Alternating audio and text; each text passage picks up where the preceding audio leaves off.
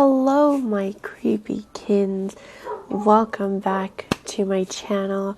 This is Chella Chats. I'm Chella. I do the chatting. If you're new here, that's how things work here. Also, if you're new, we talk about all things mythical, mystical, magical, some creepies, some cryptids, and maybe even some conspiracies. It's been a while, hasn't it? It's been nearly a month since my last video. I just needed a little bit of a mental break, but your girl is back with a quick video. With all of that said, if you're new here, consider subscribing to the channel if you're interested in the things that I described just a little while ago, and check out my other videos. And yeah, so you may have noticed that I'm got green eye makeup, kind of Christmassy looking. I don't know if you noticed, my nails are Christmassy, and that's because, well, as of me recording this video, it is Christmas Eve. And so, what better topic to make a Christmas Eve video on than a war on Christmas? Just kidding. Totally just kidding. For all intents and purposes, so that nobody gives me any flack later on down the line, I am in fact Christian, so I'm not like tearing down Christmas. I'm just, yeah, so like I said, I am in fact Christian, and growing up, you just are told that Christmas is the day that Jesus was born, and that's why we celebrate Christmas. And then, of course, there's the Christmas tree, there's lights, and Santa and presents, and you don't really learn how all these things are linked. And then somewhere down the line, if you're American, I don't really know about the rest of the world, you learn about this guy, Saint Nicholas, who was like a really, really good guy who somehow became magical, and he delivers presents to good boys and girls all over the world in a single night. And yeah, getting into high school, you kind of learn that not necessarily Christmas comes from other traditions, but the different practices that we do come from different traditions. And then, of course, getting into college, especially me being a theater major, you learn that Christmas in fact came from other cultural practices and traditions. So, like I mentioned, like for a good portion of the world's population, Christmas is just, it's celebrated, whether, they be Christian, agnostic, or atheist. A lot of people celebrate it, and most of us think of Christmas when we hear the word Yule. But Yule actually has very different connotations and origins, and actually Christmas comes stems from what Yule is. So they don't mean the same thing, but one kind of sort of branched off of the other. So this video is basically Yule versus Christmas, and kind of versus Saturnalia, which we'll get into that in a little bit. So what is Yule? Yule is derived from the Old English word Yule, I think that's how you pronounce it, and the Old Norse word Yol. So here they both sound like Yule, and both are words that refer to the midwinter festival, which marks the halfway point of winter, or the winter solstice. And this is more so based on the lunar calendar, not the Gregorian calendar, which is the calendar that we currently use. Because if you go by the Gregorian calendar, winter solstice is not in the middle of winter. And Christmas is actually derived from the Old English word, or yes, phrase, Christus Meses.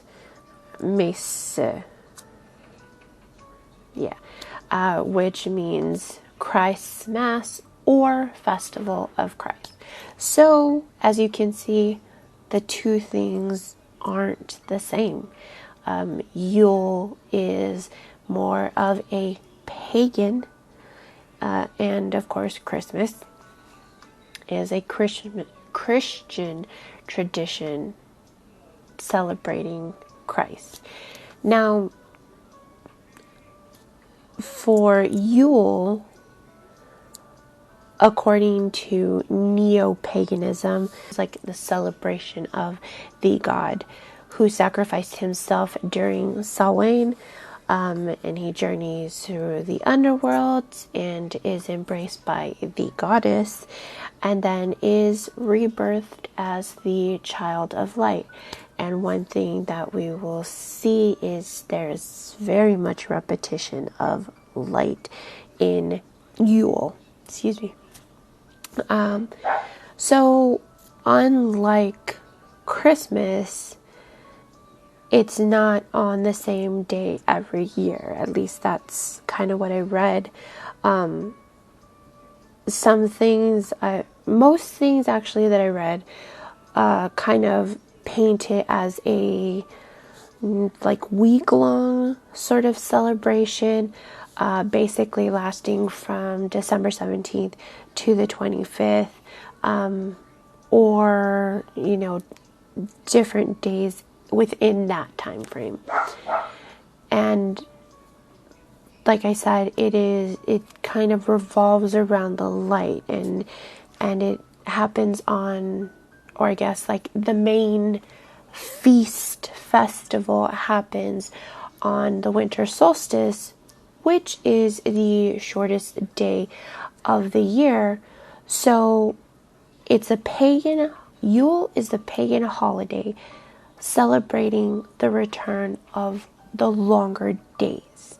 And it's, like I said, celebrating the return of light after the darkest, bleakest, coldest part of the year. And it signifies the sun's return, which signifies spring and the rebirth of lands and new beings, like children and livestock to farms. It's when like the freshness comes back. Everything is rejuvenated, reinvigorated, rebirthed.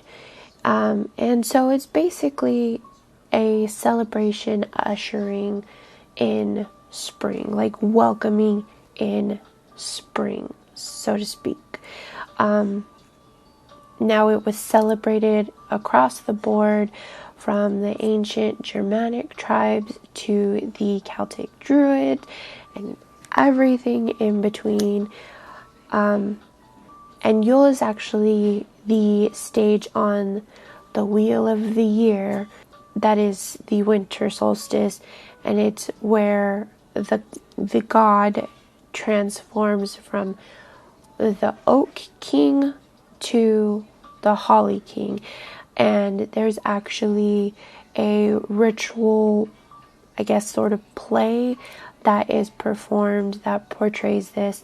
And then, of course, during the summer solstice, it goes from the holly king back to the oak king. So I guess the holly king is more of an autumnal winter being, and the oak king is a spring and summer being. The time between Samhain and Yule is seen as a time for reflection and purging the things that don't serve us. So basically getting rid of your vices. Nowadays it could be, kind of think of it as like how before the new year we make all these resolutions, to I'm going to spend less time on my phone. I am going to cut out sugar. I'm going to go on a diet. That sort of thing. Purging the things that don't serve us, the things that have had a negative impact on our lives, or that are hindering us in some way. And it's a time to look forward to the new year with fresh eyes and renewed hope. So, it's very much like how we celebrate New Year's. It's that time where, it's like, okay, the year is done.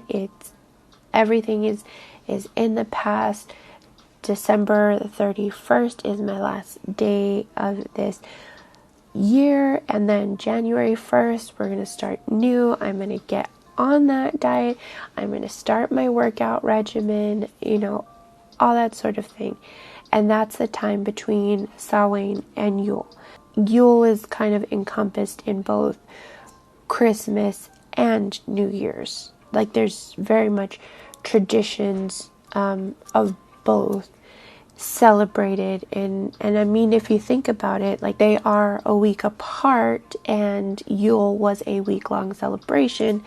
So there's that. One thing that I read is that this time between Samhain and Yule is also a time where the energy for the new year rises up. And so I guess that's kind of like where we put our good vibes, good thoughts out into the world for the year to come, our hopes and aspirations of what we want to accomplish within the next year. And so we put all that energy in hopes that it will be returned to us, and good things will come. So I guess, like, the more good energy you put into the new year and the upcoming of rebirthing, hopefully the better it'll turn out for you. One article that I read kind of likened the festival as kind of like a celebration of survival. Back then they didn't have all the different sorts of technologies and certain practices that help us in present day be able to survive long, cold winters. They had to live off of dried, preserved meats. So basically, they lived off of beef jerky and dried, preserved vegetables, or whatever crops that they could get in right before winter hit. And it was very much a time of rationing their food to make sure it could last them until spring comes and the harvest. Being able to survive that, as well, just being able to survive the cold in general. We are so lucky to have homes either with internal heat or being able to buy heaters, or even just, the four walls around us. Most homes have insulation, which helps keep the cold out. They didn't have all that stuff back then. So once again, that goes into, this is very much a celebration of surviving the bleakest time of the year, literally. That is more so just the generalization of Yule. It kind of leads us into like the traditions that we have taken from Yule, from the pagans, and encompass them into our Christmas festivities. So many Christmas traditions actually stem from Yule rites associated with fertility, protection, and abundance. Some rituals were thought to be basic symbols of agriculture and animal husbandry. One thing they did was singing, which were rites that were used to bless fruit trees and livestock for good harvest and health. And it's not necessarily like a Christmas exclusive thing. There are some areas of the world where priests will bless livestock, and they will give blessings to farms to have a good harvest, for the animals to be fertile, or to produce good, like for cows to produce a good milk and that sort of thing. So different traditions like decorating the tree, decorating our homes and places of business with the greenery, like garlands of holly and mistletoe and all that sort of stuff. Not just candles, but like all the Christmas and ornate lighting that we put on the outside of our house. The tradition of Santa Claus, like I said before, and even the tradition of gorging on sweets and partaking in alcohol with friends and family. All of those sorts of things stem from Yule. And they both Christmas and Yule mark the arrival of the sun, or the light of the world. And Yule celebrations most commonly focused on feasting, dancing, and wassailing, which is a form of caroling. One thing I read said that it was basically like caroling or singing for food and gifts and that sort of stuff. Wassailing is singing traditional songs. In terms of the tree, decorating the tree, Vikings would actually go outside, pick a good tree, and decorate it with runes and other symbols of protection. And after a few days, they would chop down the tree and bring it inside the house, and they would burn it. They would just kind of stick the trunk into the fireplace, and they would let it burn for 12 days. So it didn't sit in the house looking all nice and pretty like, some of the trees today. It was outside serving its purpose, and then when it was brought inside, it served another great purpose, which was to provide warmth. And then while this tree is burning for the 12 days, the Vikings partied. They danced, they got drunk, they feasted, It was just a time to go all out for them. And then in Germanic and Norse paganism, they brought in trees and evergreen branches to mark the arrival of midwinter or the winter solstice. And in the British Isles, plants were used as a form of decor in all celebrations for all holidays.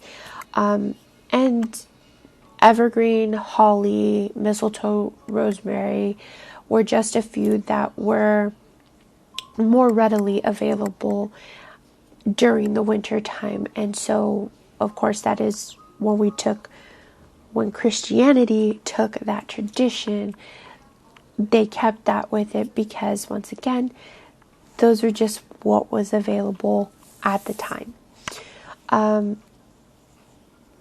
In Celtic paganism, they would burn the Yule log, which was basically just the trunk of the tree, for, once again, 12 days. And their belief was that during those 12 days, the sun would stand still. And on the 12th night, which should be the end of the log burning, as well as the winter solstice, that is when the sun would start again. So once again, we have a ode to the returning of the sun, returning of light, and bringing in that rejuvenation, so to speak. Now, in the Scandinavian Yule festival, basically their purpose for burning the log was to entice the sun to return. So it's like, come back to us. We love you. We miss you. We're celebrating. We're putting your likeness in our homes. And it was also to entice it to return, but to also renew the world, or so that it could renew the world. And once again, it was left to burn for 12 days. They would start theirs on December 25th and leave it to burn until January 5th, which is 12 days later. And of course, that last night is known as the 12th night. And then the ashes were used for their plants and their crop. In terms of the use of candles for decor and celebratory practices, even including all like the Christmas lights, it does stem from the pagan use of candles and fire, which indicated the importance of highlighting their deities of light and their sun deity. Everything at this time of year was to pay homage, to pay tribute to the sun god, the god of light, gods of harvest, as we'll see with the Saturnalia festival, to bring everything back full circle.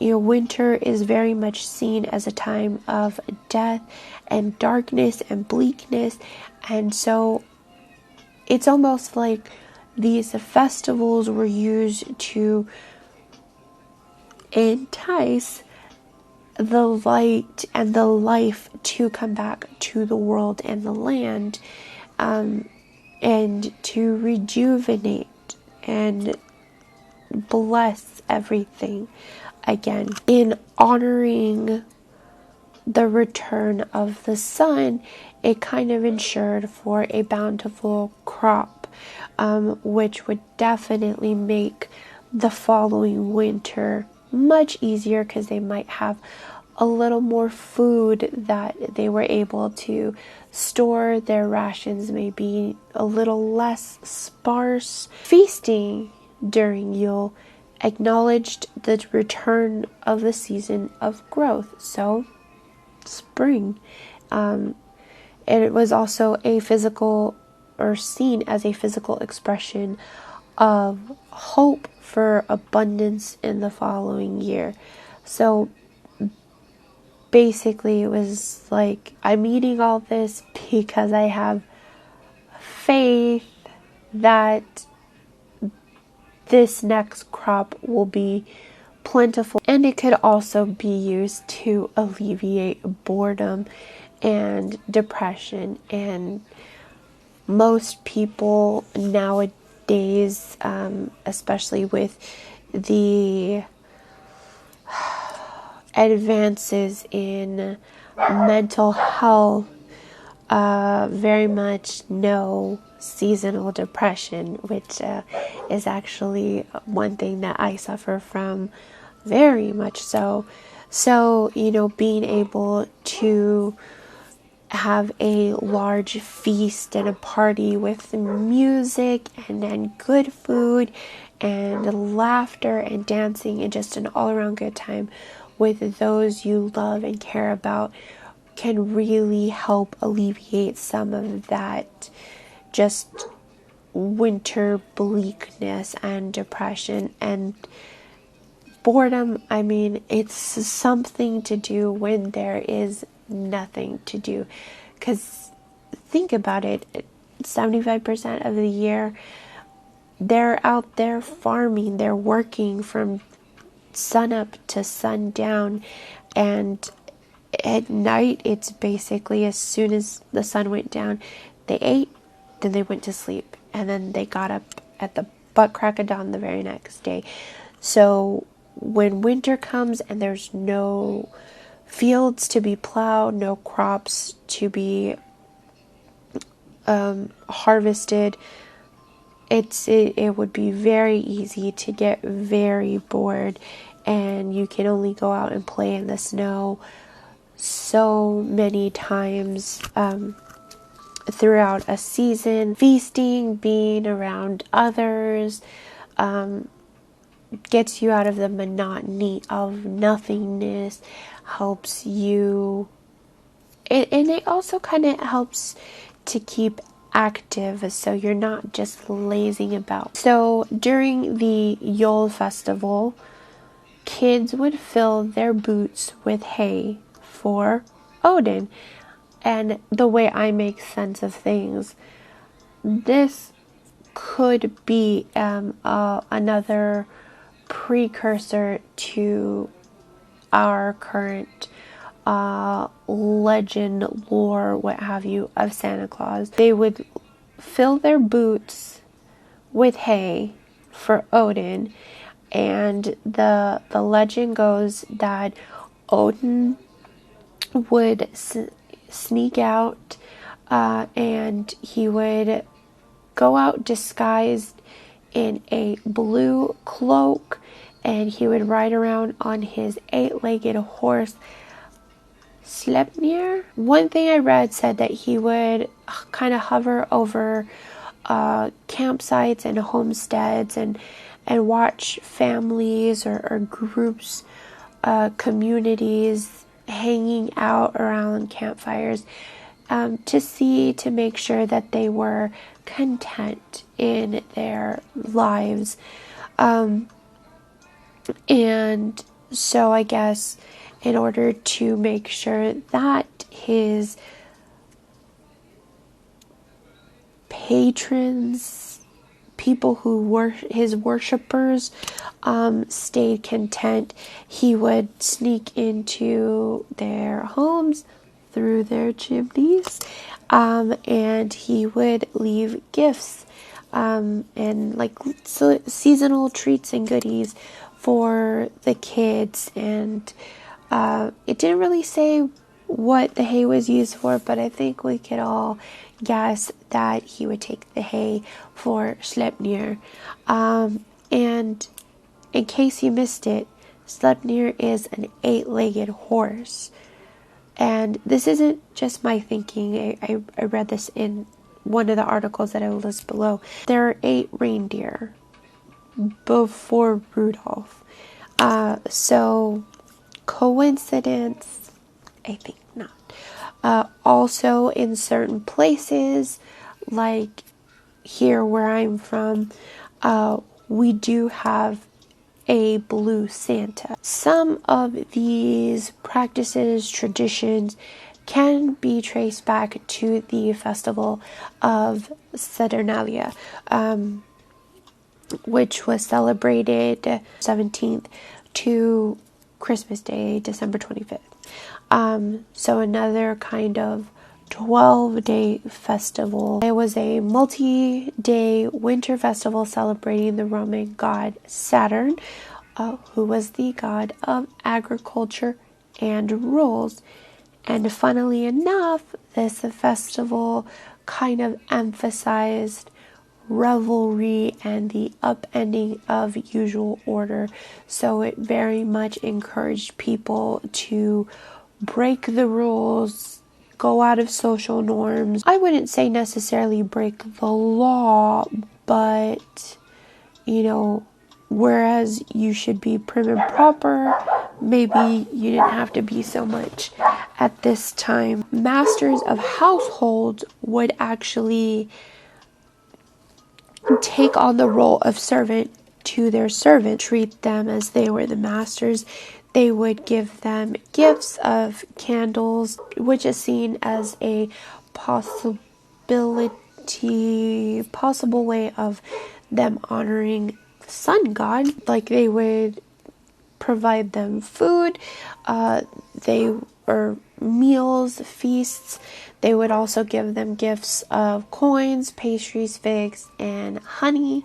And honey and figs were very much prized. Of course, money is prized because it's money. But honey had multiple uses. It was a way to preserve foods. It was a type of skincare. It was said to, give your skin elasticity and keep you looking young.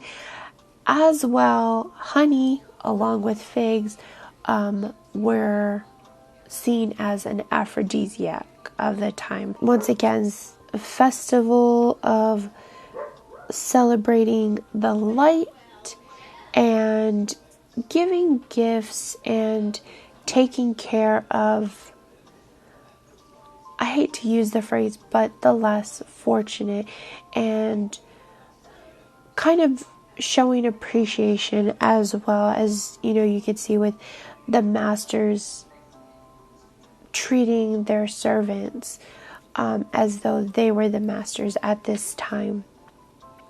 Now, moving on to the Middle Ages, nobles kind of competed with each other over who could be the most giving and the most philanthropical. That's a word. So during this time of year, they would gift clothes and sometimes money to either their household servants or the poorer people in their communities.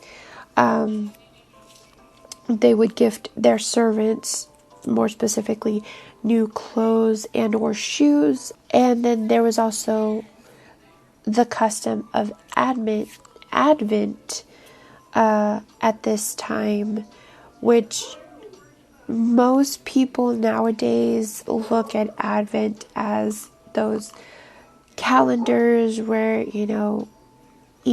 it has like a little box for each day, and more commonly they're filled with those kind of mediocre chocolates. When Advent, I guess, first came to being, it was like a month-long fast in which it kind of represented the food rationing in the winter months of their ancestors. It was almost like they were giving thanks for what they had. And then on Christmas Day, so December 25th, they would open their doors to the community for a lavish feast. And of course, some nobles would just basically throw a party for their friends and social equals. Now, the tradition of Santa Claus can be derived from multiple different traditions and beliefs. Of course, I discussed Odin earlier, who rode on the eight-legged Sleipnir, disguised in a blue cloak, and would leave gifts for kids in order to keep his worshippers content. There's also the Dutch Sinterklaas, which is basically an old Dutch man from Spain who gave good kids presents on his birthday and the day after. Then there's the story or the tradition of Saint Nicholas of Myra, who was a saint who would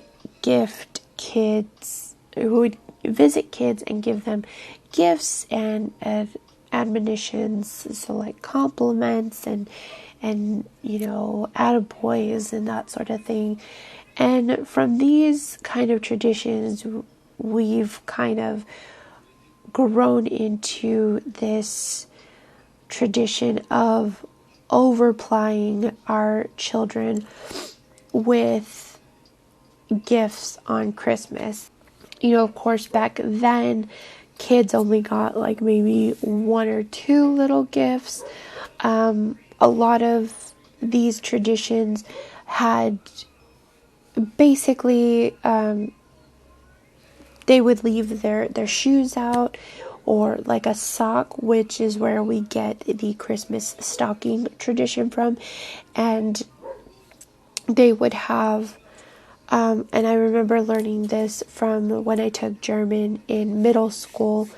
Our German teacher told us of like they would put a shoe on a plate outside of their bedroom door, and that their Christmas tradition, or at least in her village that she came from, or her town where she came from, they would put like oranges, and they would get like one or two little trinket toys and like a chocolate treat, but mainly you got fruits of the season.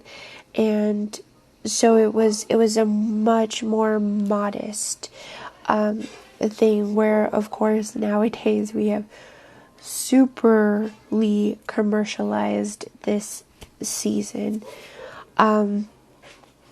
even in the Christianity aspect of it. So those are some of the heathen traditions. Now let's get into the whole Christianization of things, if you will.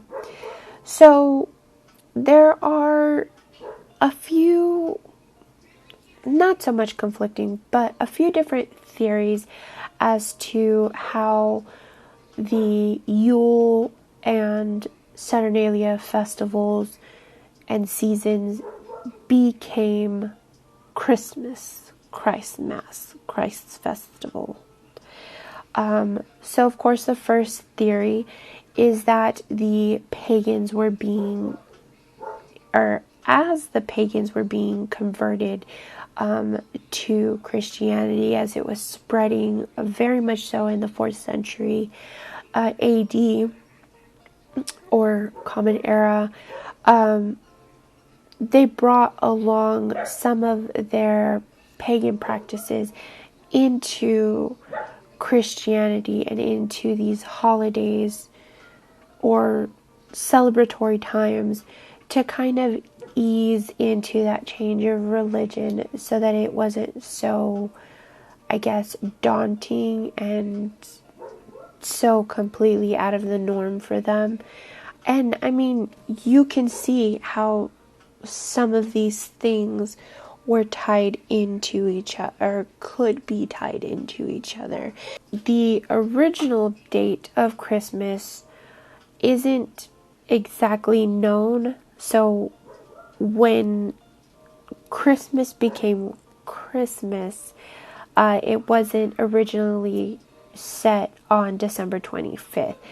Like I said, all of these festivals happened in that mid to right there at the end of the month of December, and of course sometimes end of December into the beginning of January. Basically, it's safe to say that the original Christmas date was somewhere between December 17th and December 25th. What we do kind of sort of know is that this date was chosen to more easily convert the heathens to a Christian way of life. Now, the winter solstice was confirmed to be from December 20th to the 25th in that area in 274 AD, like the date of the winter solstice. And that was done by Emperor Aurelian. Now, about 80 years later, in 354 AD, the Archbishop of Constantinople writes that it was best to make the nativity celebration at this time of year because the pagans will be busy with their profane rites and Christians could perform holy rites without disturbance. So, kind of in this second theory, let's kind of coincide these things. Number one, to make it easier to convert, but also for those that don't want to convert, they'll be too busy doing all their rituals and rites that they won't have time to come and attack us and worry about what we're doing. So they're over there, we're safe over here, everything's copacetic. At this time, St. Augustine urged the Christians to honor He who made the sun, but not the sun itself. Which kind of goes back to all of this was made to honor. They were honoring the return of the sun, the revival of the world. As Christianity spread, once again in 4th century Common Era, the Christmas feast day was then set on December 25th by Pope Julius I, and it's thought that he did this to align with the Roman pagan Dies Natalis Solis Invicti, which is birthday of the invincible sun. So, and the oldest existing documentation of nativity festivities was in 336 Common Era in Rome.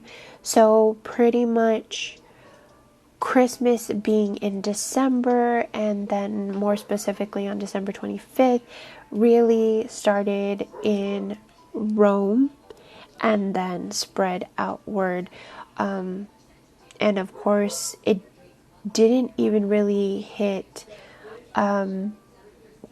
America and become a big thing until about the 1800s and more so 1840s. It is said that the ancient Roman church leaders argued that the world was created on the spring equinox, which is late March, and so Mary must have become pregnant kind of on that same day, and then, a normal human gestation period of 9 months would put Jesus as being born in December, more specifically on the winter solstice.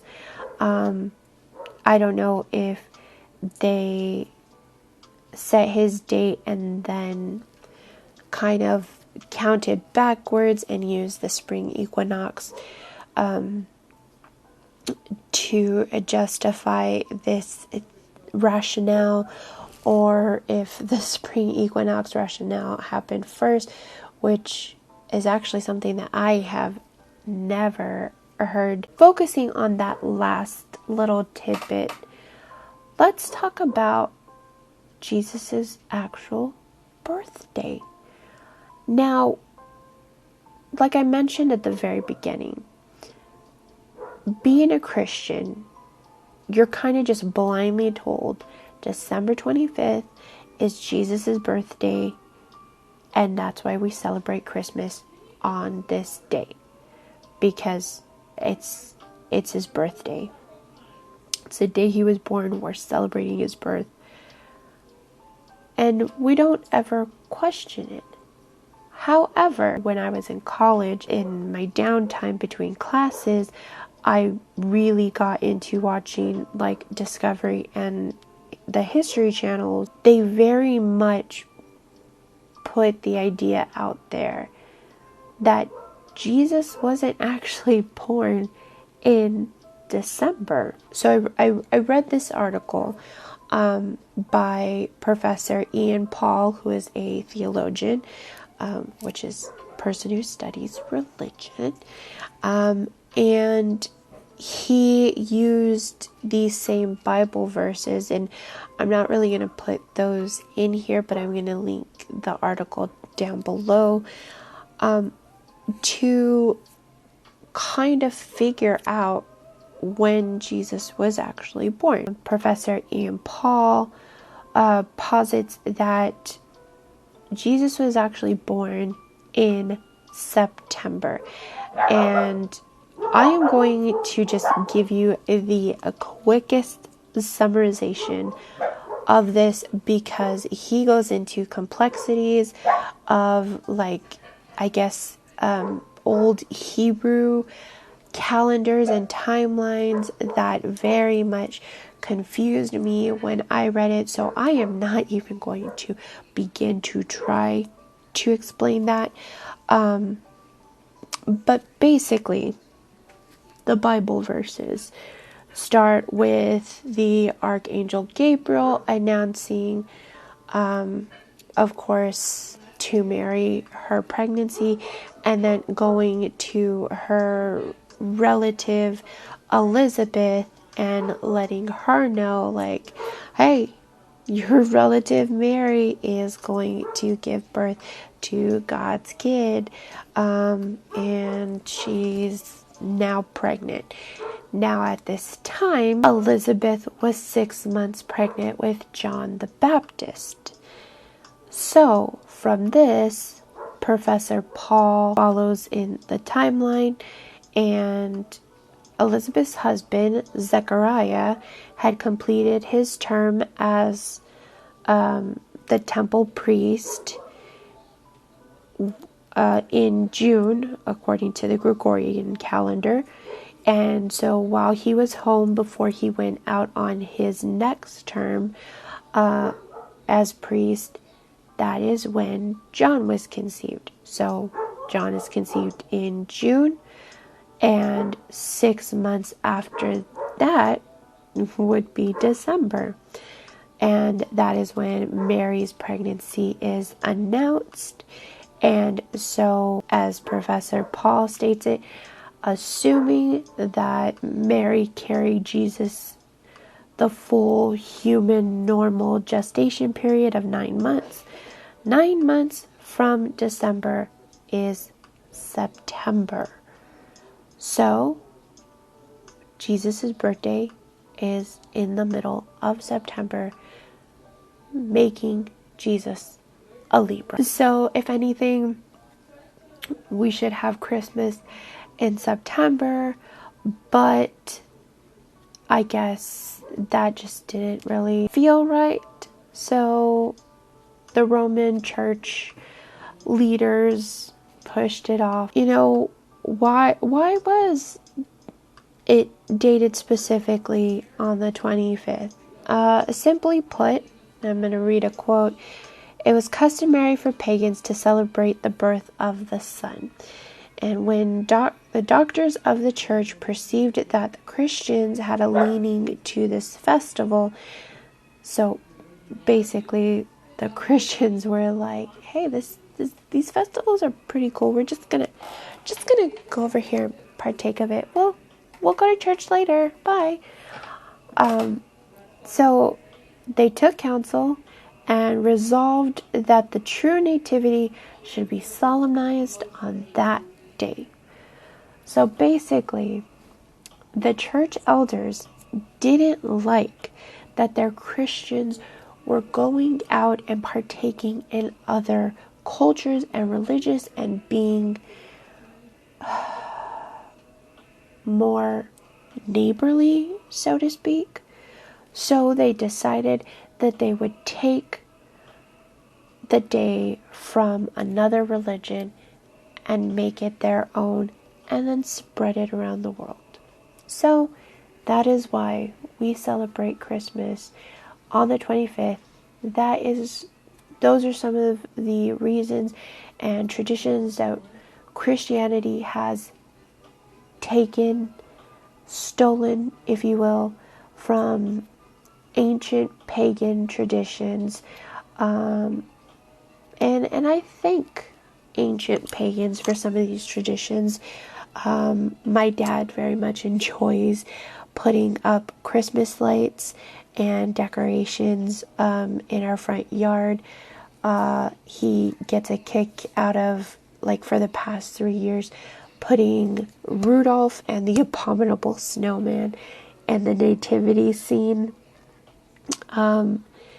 And he just enjoys putting up the lights. When we do it, I very much enjoy decorating the Christmas tree, which we can thank the Vikings for. And I also read that in Saturnalia also had a Saturnalia tree that they decorated. So I guess we could give the pagans a little thank you for these traditions that a lot of us have come to love and have helped us create traditions amongst our own friends and families.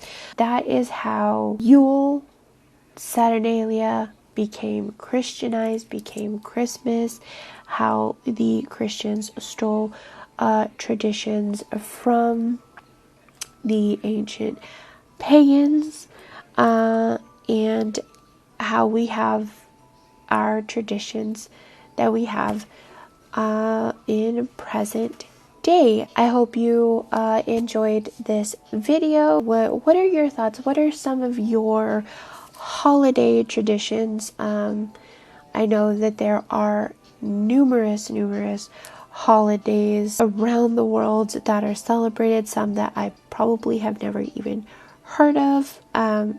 So, you know, if you see this video and you don't celebrate Christmas or Yule or Saturnalia, let me know down below, what do you celebrate?